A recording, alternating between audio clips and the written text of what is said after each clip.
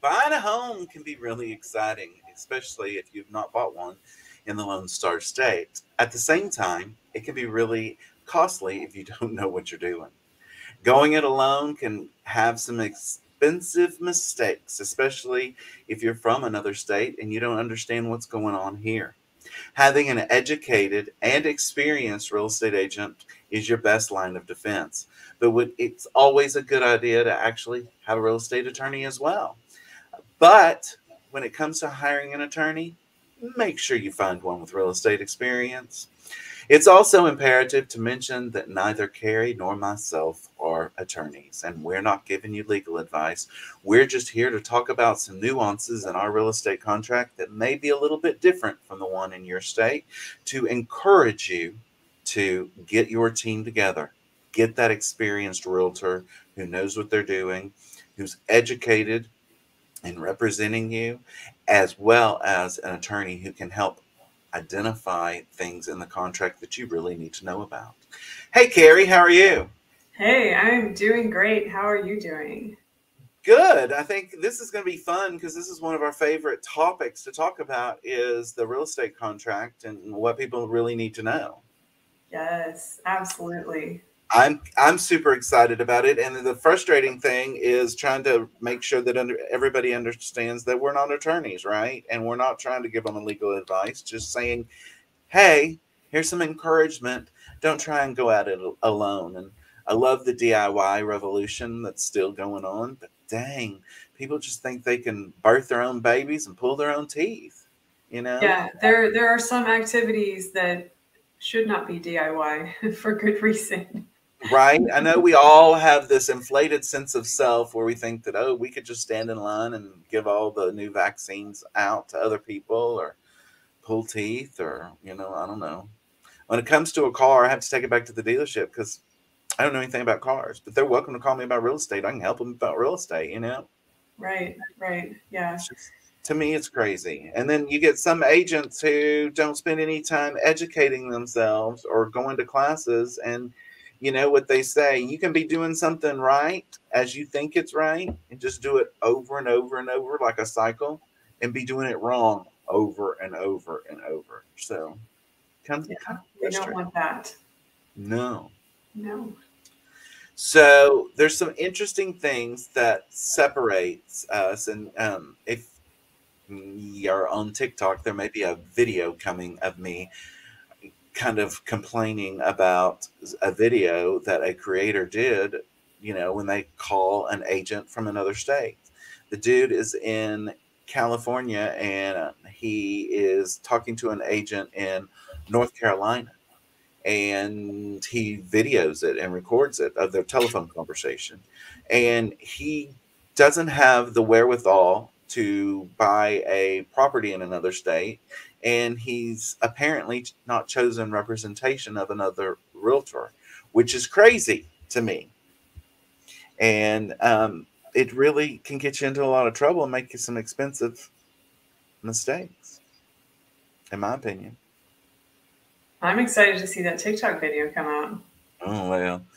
I've been trying to think of how I want to say it because I can be a little biting at times. So I don't want to insult anybody, but I want to educate, encourage. So anyway, back to what we're doing. Let's talk about the contract because it's really, really imperative that everybody understands the California real estate contract, North Carolina real estate contract, the one in Texas, New Mexico, and everywhere. They're all different. They're all state specific. And I think that people really need to understand that it's not one document that we're all using. We don't all have the same laws that are in effect.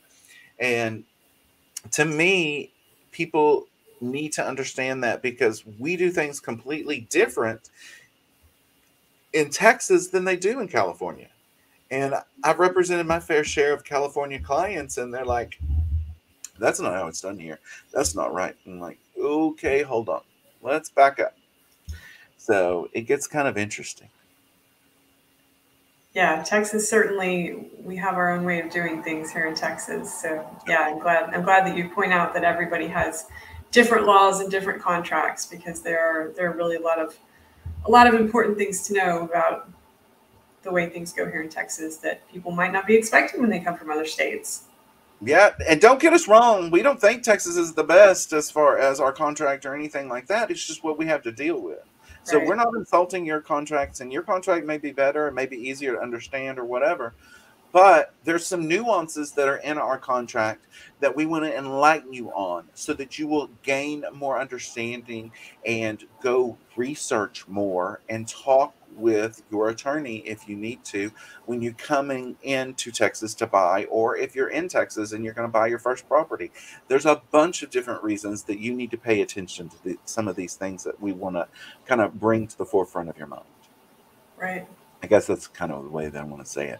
My favorite thing is always, it used to be at the end of the contract, and now they've brought it up to, I think it was section 5, but option period. And this is the whole thing that kicked off that TikTok video. It's talking about a due diligence period, and in Texas we do have a due diligence period.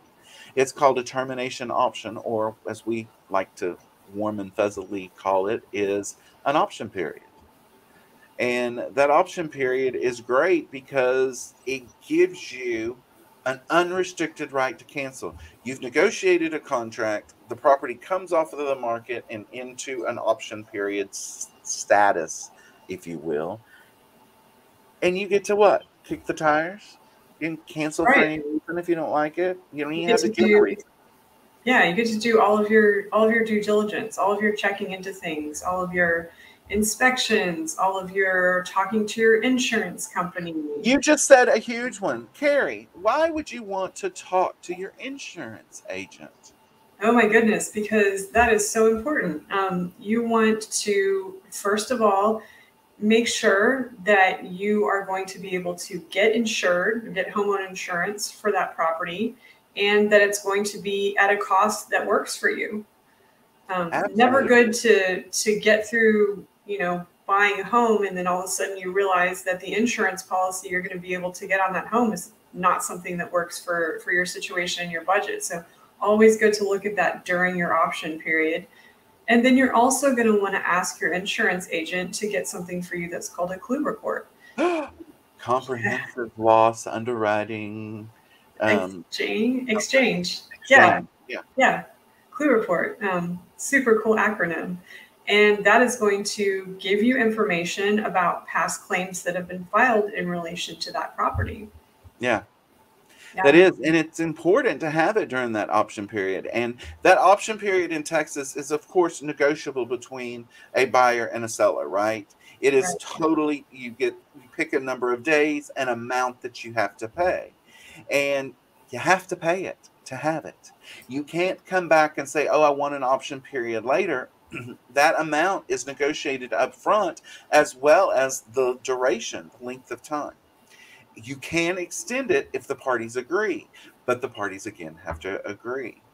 Right. But the amount of money that is paid basically, it's non-refundable. And you have to understand that you're paying to pull that property off the market. And if you do close the transaction and you go through and consummate that purchase, then you get credit for that money that you paid added to, your closing disclosure against the fees that are due. So you do get benefit of that money, which is really kind of cool. But you have to pay for it to get it. And Texas wants everybody to be encouraged to get an option period. I mean, I do not ever think it is a good time for anyone, regardless of what the market is doing, to buy a piece of real estate, a house, and not get it inspected. I feel like when it comes to buying a used car, many times people are looking for some kind of some certification or something that somebody's checked it over. And Right. buying a house is a big commitment. And if you don't have time to, or you choose not to have it inspected, I think you're just asking for problems. Yeah, that inspection is so important. Yeah, and you have a right to know, Yeah, right? you do. You have a right to know to the best of your ability what you're getting. Yeah. So during that option period or due diligence, if you want to call it that, which some in a lot of states it's built into the contract. Ours is built into the contract, but you can opt for it because it's an option in the contract. But the wording is in there. So it's kind of crazy that some people get that due diligence automatically in the contract and we don't. You have to purchase it or you don't, and it's for an extended period of time. Right. But I think it's pretty cool that you can do that. And, uh, would $25 probably be enough? No, I probably not. It's probably going to have to be definitely an amount that is negotiated between, but, sellers want a pretty decent stake to show that you're interested Yeah. because you're not going to lose that money in the end if you close the deal. Right. But when Absolutely. a house goes off the actives and goes into an option aspect of the MLS, people always wonder, well, why didn't they continue on? So it's not always the best situation to go into an option period if somebody isn't serious. It's not really designed, and some people use it to go put 10 offers in on different houses and have all option periods, and then you get out of the ones you don't want. I think the agents that do that kind of get a bad reputation because we want our transactions to close, right? Yeah, absolutely. That's the goal. Yeah. So it is important to understand that it is an unrestricted right to terminate. You do not, and I know I've already said this, but you don't have to give a reason. As long as it's within that option period time, which ends at 5 o'clock on your last day of option, you have to give some kind of termination to the listing side, to the seller side, and you can terminate for no reason at all, Right. which is kind of brilliant if you need it. But there's also, it removes that embarrassment too. Yeah, that's true. But it's not an unlimited amount of time either. You've got to understand that. It is only for the days that you negotiate, whether it's 3, 5, 7, 14, 20, whatever the days are that you've, negotiated, you've got that in there. So, Carrie, walk us through if somebody, because this is truly important, is following the money, right? Knowing where it goes, because not all the money goes to the same place, and we kind of all need to understand, hey, where does it go? Yes, so important. So the option fee that we just talked about, if you've decided to purchase an option period, is going to go to the title company. Absolutely. The earnest money is also going to go to the title company. Okay, so if I'm buying a piece of property, let's say you're representing me, I'm in California or Illinois, or heck, Denver. How do I pay if I'm in another state and I've looked at it through video? How do I pay my money to the title company? So we're going to get with the title company and figure out what procedure they have to accept payment of that option and earnest money. Different title companies are going to be different. Some are going to accept a physical check. Some are going to accept a physical check through some kind of a mobile deposit. Some can do, some sort of like an online payment system, but it's all going to depend on the title company. Yeah. And then they're all going to have access to a wire if you have that Right. ability to go to your bank and wire the money. So what about additional earnest money? If you've negotiated this contract, you say, I'm going to put $500 down, and then I'm going to put another $2,500 down after our option period. That additional earnest money, where does that go? So that additional earnest money is also going to go to the title company. So they're holding it on behalf of both of the parties, right? It's not going to the seller or anything like that. Correct. It goes to the title company and they hold it to be dispersed as per the contract. So in all of these, we've had them, they all go to the title company. So you're thinking, so somebody who's watching us is going, it's title company, title company, title company. But tell us where it's different. So it's different if you choose to extend your option period.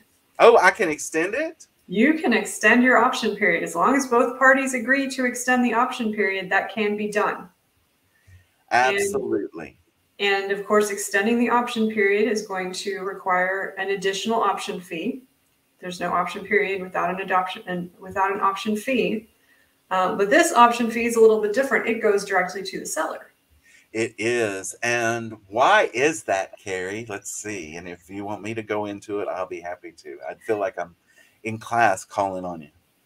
Well, when the option period is extended, the paperwork that's used to extend that option period, the buyer is actually signing off that, or the seller is signing off that they have received that option fee from the buyer to extend the option period.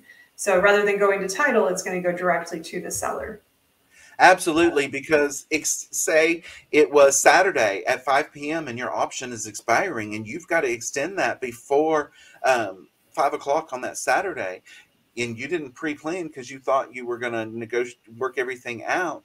The seller signs the amendment, and the amendment says buyer has paid, meaning they've already paid for the extension. And Texas Realtors on their website, in their blog, actually had a blog um, item out there saying that the money that you pay to extend your option period has to be an amount greater than $10. You can't do free extensions, and it really needs to be higher than $10.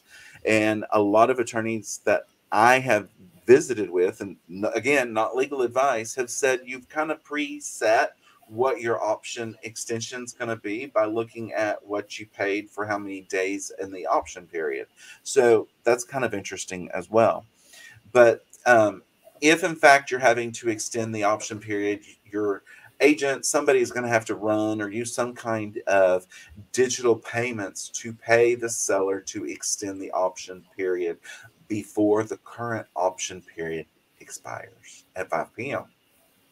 And that can happen on Saturday, a Sunday, a legal holiday. You know, your realtor works almost every freaking day out there. So you might as well just understand that that is that. But I think that it's also important to really kind of sit down and think about, so that our viewers will understand really how the money is credited when you send the money or you wire it to a title company. Let's say I wire 500 and not 750, and I needed to wire 750, and wires got crossed in my brain and I didn't send the right amount. What happens, Carrie? Yeah, so it's first going to be applied to the option fee, and then it's going to be applied to the earnest money. And that is a protection for the consumer to make sure that if for some reason they don't wire quite the right amount, that their option fee is covered first so that they do indeed have that option period. Yeah. And, you know, you have the ability to make that correction, but you're going to want to make it very quickly, because sellers need to understand that you are making those payments and paying that in full. And good agents are going to be checking in on that to make sure that the amounts were paid and the right amounts were paid. But Right. it's my understanding from all of my training and from our legal trainers with the Texas Real Estate Commission that, guess what? We want people who want to have an option period to have availability for that. So any shortfall in that payment up front is actually going to happen on the earnest money, so that they have some time to fix that, but they do get their option period, Right. which I think is pretty a grand thing in the whole scheme of things. It is. So working with a bunch of people coming from out of state, or working with people who never really had a great realtor in the past, which that unfortunately happens a lot, the situation becomes that they don't really understand some of the contract. And with a contract, a real estate practitioner such as myself and such as Carrie can't give you legal advice on the contract. We can tell you what it says, but we can't tell you what it means, basically. And there's a little bit difference, and we can't apply it to your particular situation. But there are some things in the contract that you need to be made aware of, so you'll really put on your your detailed glasses and look at things like that are in the improvement sections and the accessories sections, because there's all kinds of things that happen differently state to state. And in the improvements, those are going to be items that are necessarily built into the property. These are going to be, we all have gone to those flat screen TVs. I think pretty much everybody. I guess there's probably some tube Yes. TVs still out there. But flat screen, it's if you've hung a flat screen on the wall, The contract protects the brackets, but not the actual television. So it's the harness that's screwed into the wall that is basically protected in the contract, as well as the shrubbery. And I know what you're thinking. You're sitting there going, of course it's the shrubbery. Mm-mm. No, no.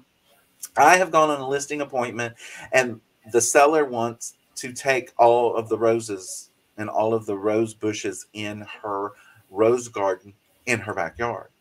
And I'm like, that goes with the property. So if someone comes and they see all the roses, they may like that, and that may be why they bought that buying the house. And you need to get them out now because that shrubbery is protected in the contract. And I think it's also important to remember, especially when I talk to sellers and they have this gorgeous chandelier that came from their grandmother, that if we are not going to part with it. And there's a place in the contract to exclude items, but the buyer's going to like that chandelier just as much as you are, Right. right? Right. So Absolutely.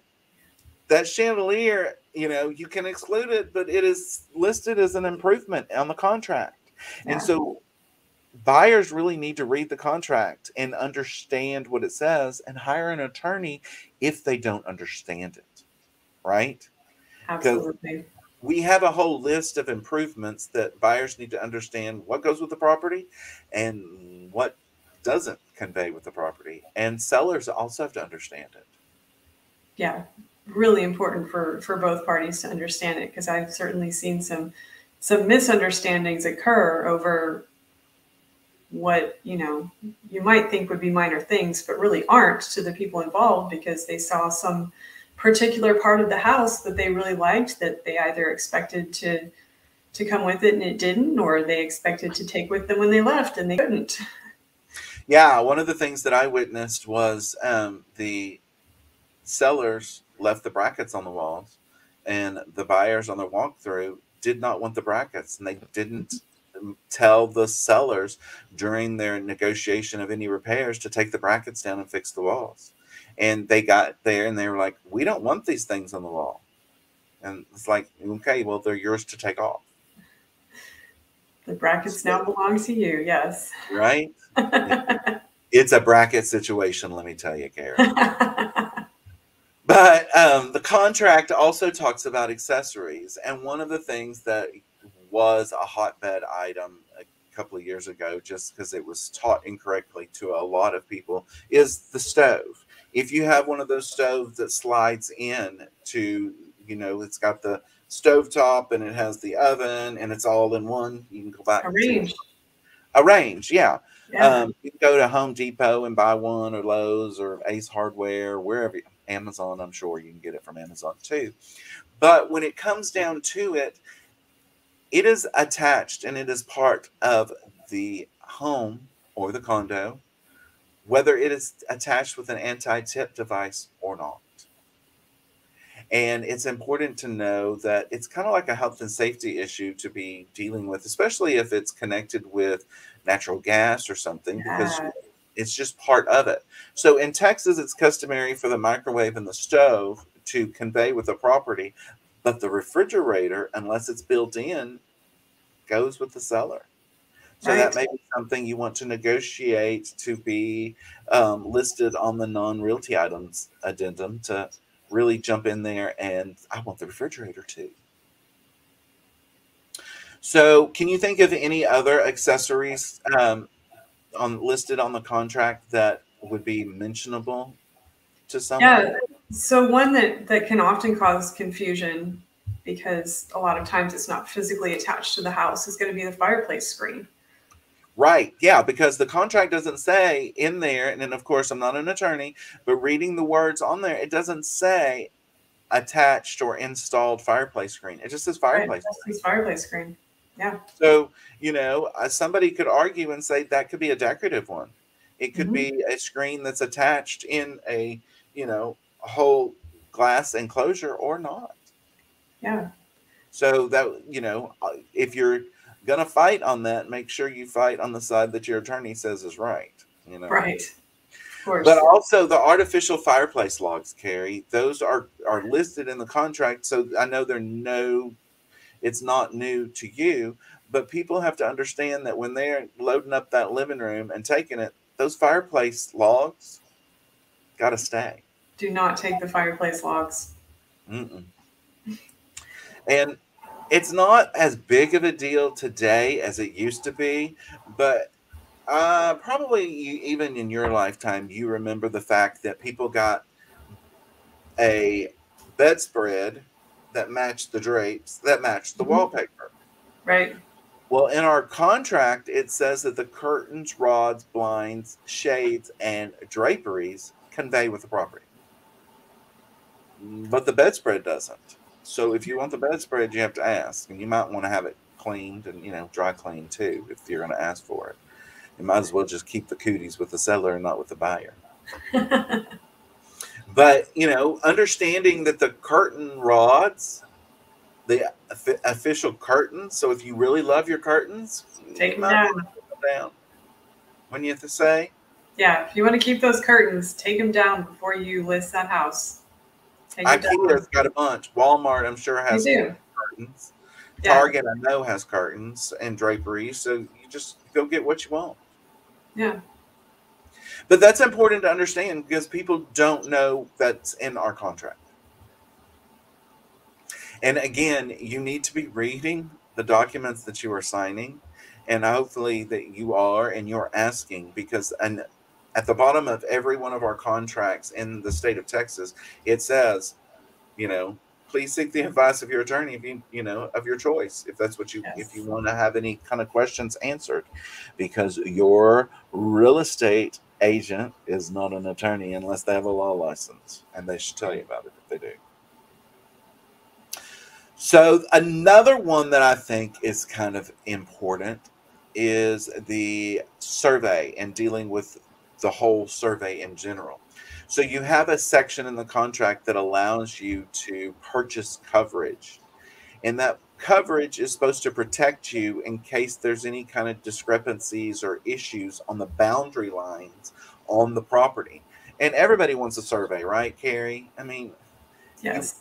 the survey's a drawing basically of the land, and you're going to see the boundary lines and where where the real property is and where the Mm-hmm. house sits on that and where the driveway is and the Yep. patio or whatever you have out there. But there's also coverage that you can buy, and it's really just inconsequential as far as the cost to cover you in case there are any conflicts in those boundary lines or encroachments on the property line or any overlapping improvements that you don't see on the survey or weren't known at the time of closing. So, a lot of times we try in the real estate world to use the existing survey because a lot of buyers don't want to purchase a new survey or the seller doesn't want to. So this coverage is really minimum. I think it's like 5% of the title policy amount. So it's very little. And you need to probably check that out, especially if you're using an existing survey. Yeah, it's definitely worth considering to get that extra coverage. Yeah. So what about the survey in general, Carrie? So it's negotiable in the contract who furnishes a survey and when. Typically, if the seller is going to be furnishing a survey, the two parties are going to negotiate a certain number of days within which the seller will furnish that existing survey. If the seller does choose to furnish an existing survey, it has to come along with something called the T47 affidavit, which is a residential real property affidavit. It's something that the seller will take and they have to have it notarized, and it has to be provided with the survey. So the seller provides an existing survey plus an affidavit to go with that, and those two things together satisfy that survey requirement if the seller is going to use an existing survey. Yeah, and basically what the sellers are doing in that affidavit is saying that nothing has changed, or if something has changed, what has changed. Mm-hmm. And if I know in the contract in that section, if the seller is going to provide their existing survey, both of those documents have to be provided or they haven't met the requirement of that section. And there is a big, huge benefit to the buyer if the seller doesn't provide both those documents, because it says in our contract, if you read the words, it says, that the buyer can get a new survey at the expense of the seller. So, if you're going to agree as a seller to provide a existing survey, you dang well need to, because it's not the fact that, oh, I'm going to say I'm going to, and then I'm not going to later, and you can go ahead and buy one, because that's not how it works, and it's not how it's written. And I've had to go back to the Texas Real Estate Commission and get a clarification just to make sure that that was right with one of my deals in the past, because it's a benefit to a buyer to have a new survey, right? Especially if they don't have to pay for it. Yeah, absolutely. But hey, Carrie, so what if the title company or the lender rejects the survey or the T-47, that residential real property affidavit? What happens then? Yeah, and I mean, sometimes that does happen. Sometimes the seller will, provide the new survey, they'll provide their T-47, they'll do it all within the time limit, and then the title company or the lender comes back and says, sorry, we can't use this. So when that happens, it's negotiable who's going to pay for the new survey. And it's been negotiated up front. Yes, yeah. Negotiated up front. So we know what happens when this occurs. Right. So because we know what to expect. Yeah. So those are both, when it comes to the survey, I think are really kind of important for a buyer to understand, because we do things in Texas differently. And again, an attorney is going to be your best friend in that. But, the title company should be able to answer some of those questions as well. And, of course, a real estate agent is going to be able to tell you what they've seen in the past. But it's important to understand that those real estate agents aren't giving you legal advice. Right. So another cool thing, Carrie, that I love in our real estate contract is that a buyer has the opportunity to make objections to defects, exceptions, or encumbrances that come through with some of the title documentation. And I think this is really key in a lot of different arenas. And everybody loves it when I'm talking about this in general, because I always ask my clients, do you have any irregular pets? And I love that question.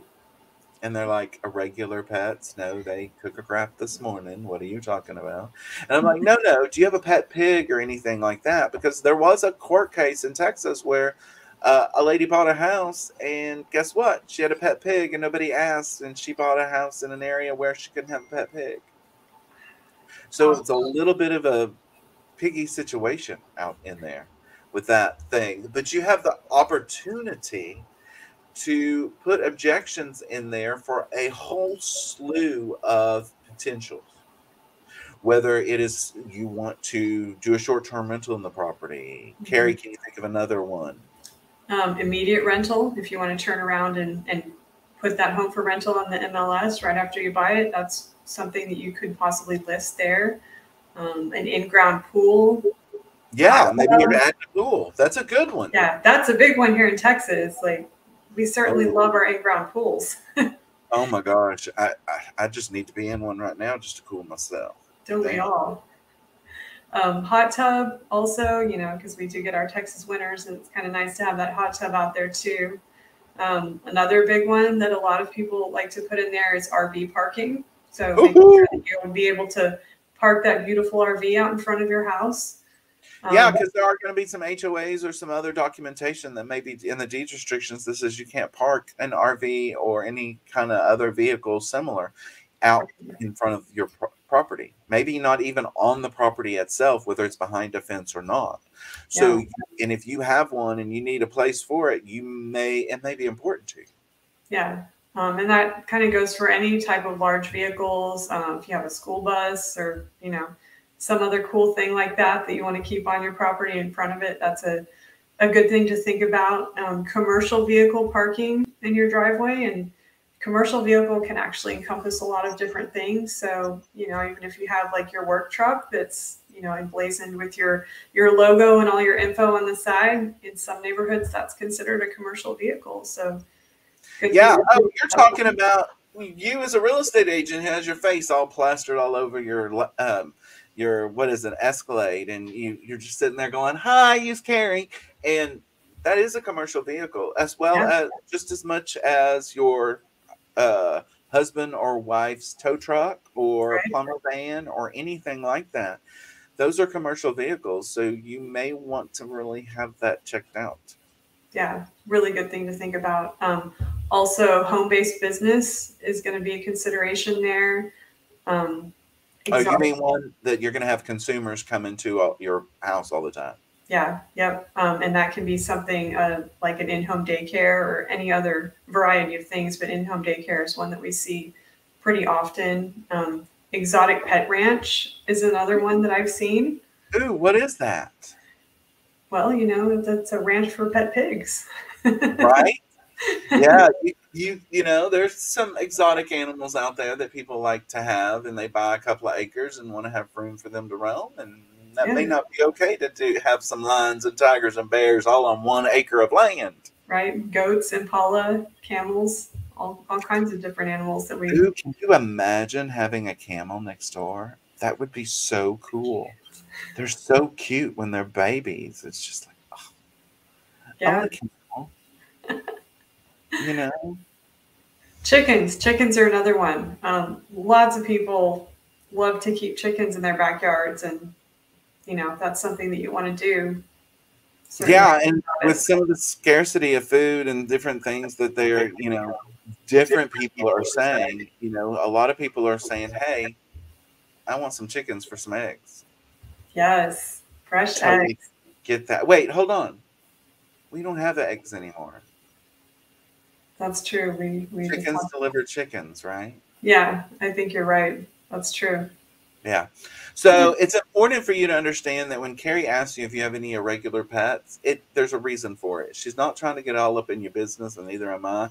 We're actually trying to key in to some thought processes that we may need to look at.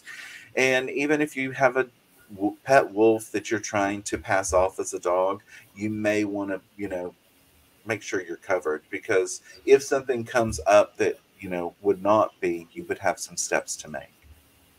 Yeah, yeah. I always like to ask my clients, when I first meet them and get to know them, like, what kind of pets do you have? And then I like to get all the details, not only because I like to hear about people's pets because pets are cool, but there's also, this reasoning behind it. So, when you meet me and I start asking lots of questions about your pets, this is part of the reason. Right? That totally makes sense. And another thing, you know, I'm thinking that this is going to have to be kind of like a two-parter. I think we're going to have to do a whole nother version of this because there's so many things, and you know, we're already getting close to our time limit that you and I like to set, because we don't want to like spend all day talking to somebody, you know, short and sweet. That's what our name of our game is. But closing funds, paid in good funds, that is Mm, really an important one that people need to understand, because when you're preparing for closing, you may have some money that you have to bring to the table. yes. And Carrie, what can you tell us? And I may fill in some stuff about closing funds that are paid in good funds as required in our contract. Yeah, so this is so important to know, going towards closing day, and even well in advance of closing day. It's going to depend on the title company what are considered good funds when you come to the closing. And the underwriter for the title company is going to set the standards for that particular title company. It could be a cashier's check, it could be a personal check, or it might only be a wire transfer that you're allowed to use to bring your closing money. Um, it just depends on how the title company views that money, but it's really, really, really important for you to know going to closing what money is going to be required. Because if you bring a personal check and the title company only accepts a wire, you'll have to resolve that before you can close. So, Absolutely. And I think a lot of people don't understand that title companies have underwriters that, you know, have to, you know, set some standards, and they look at, because basically a title company is under the Department of Insurance in Texas. And they those underwriters really oversee the delivery of the title policy, which is an insurance policy.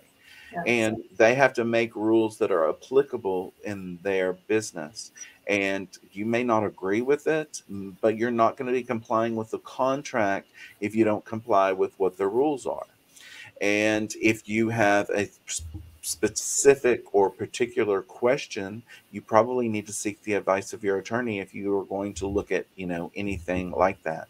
Remember, your real estate agent is not an attorney unless they've got a law degree and are an active attorney. So you're going to have to speak to somebody who can guide you in that aspect. But when it comes to anything on the real estate contract or your real estate transaction in general, it's highly imperative. And Carrie can underscore this for me. You have to hire somebody who's educated and experienced as a real estate professional to get your real estate transaction handled correctly. Don't DIY it. It's not worth it. It's too much money on the line and too many mistakes that you could be making and you wouldn't even know about it. Right. Paint your front door yourself, not hire a painter. Okay, if you Yeah. can paint, but don't represent yourself in a real estate transaction. It's not worth it. Oh, get an expert to help you. Right?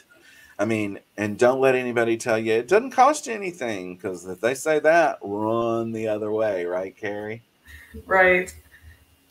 Oh my gosh, there are some crazy folks out there, but we're here for some solutions. And I'm sure there's going to be a part two to this coming up sometime because we got repairs and different things we want to talk about. I know. So join us again, and thanks for tuning in. Yeah. Thanks for tuning in, everybody.